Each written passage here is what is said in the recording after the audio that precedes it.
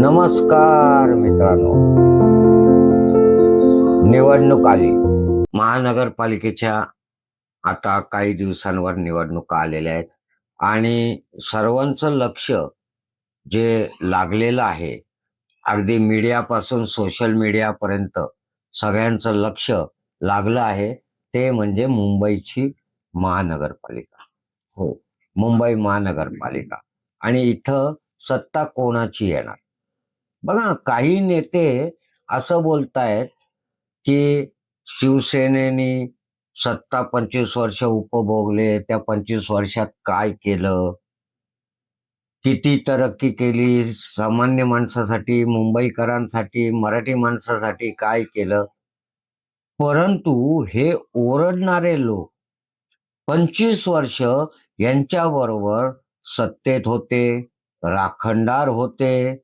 मग हे राखणदार चोरी करतायत लोक, ते गपचूप बघत होते का झोपले होते? याबद्दल मात्र कोणीही चकार शब्द काढत नाहीये.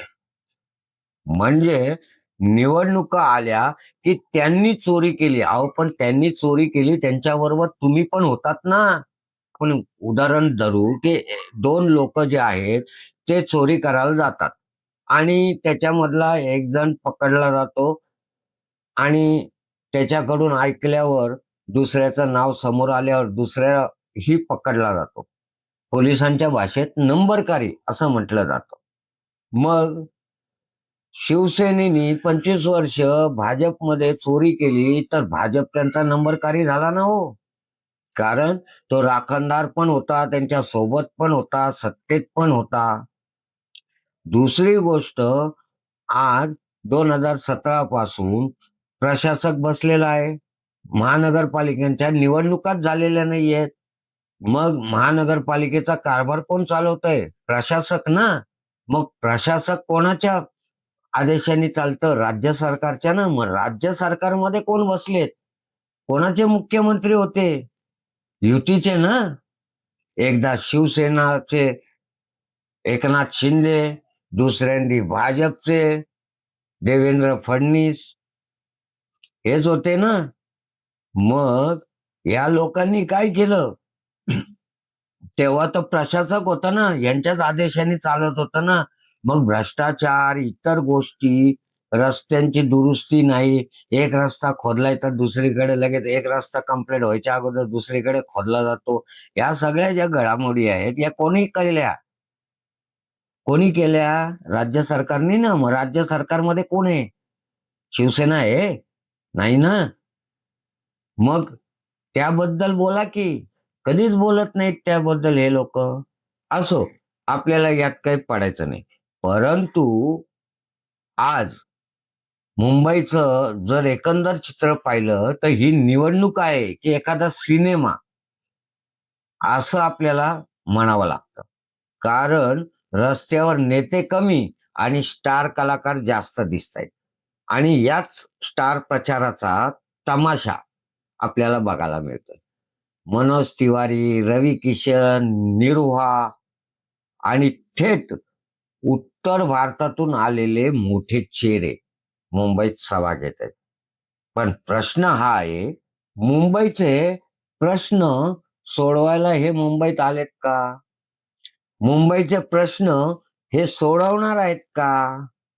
बर, अजून एक मुद्दा म्हटलं तर हे कलाकार कुणामुळे मोठे झाले? आपल्यामुळे ना.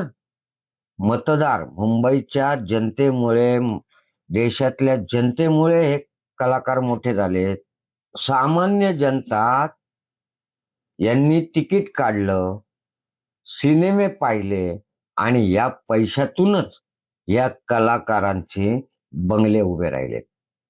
पण निवडणूक आली की हेच कलाकार पक्षाची सुपारी घेऊन आपल्याला मत कसं द्यायचं, कोणाला द्यायचं हे सांगतायत. योग्य आहे का? मुंबईत आज काय समस्या आहेत यांना माहिती आहे?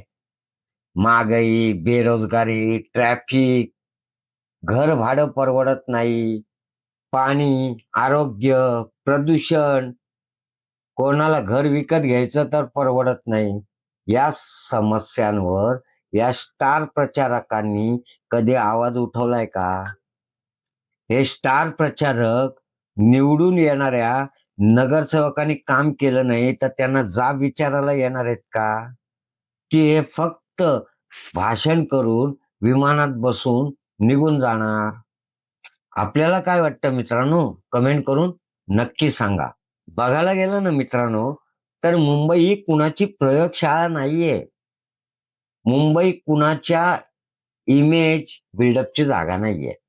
संकटाच्या काळात मुंबई सोबत कोण उभं होतं हे मुंबईकर विसरलेले नाहीत. उगाच गोंधळ, आरडाओरडा, काम करणारे नेते, ते काम न करणारे नेते असं म्हणून होत नाही. काम करणारे नेते मुंबईकरांना नेहमी जवळचे वाटतात आणि मुंबईकर त्यांनाच मतं देतात.